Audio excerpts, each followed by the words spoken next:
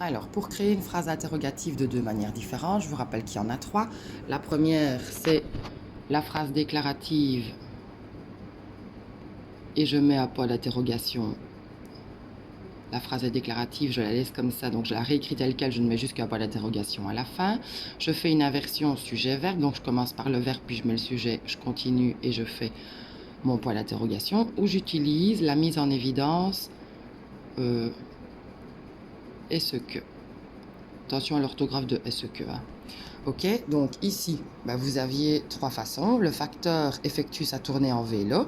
Soit je mets la première qui est juste de mettre un point d'interrogation à la fin de la phrase déclarative. Le facteur effectue sa tournée en vélo et je ne le vois que quand je ne l'entends que quand je prononce la phrase. Ou alors j'écris le facteur effectue-t-il. Alors le T, il est juste là pour la phonétique. Ça, nanana, en vélo.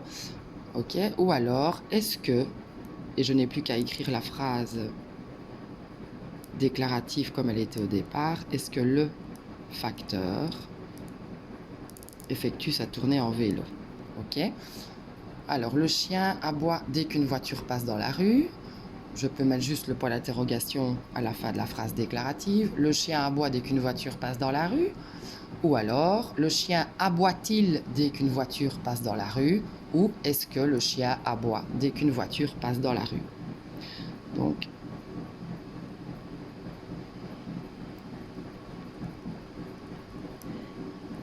ou est-ce que?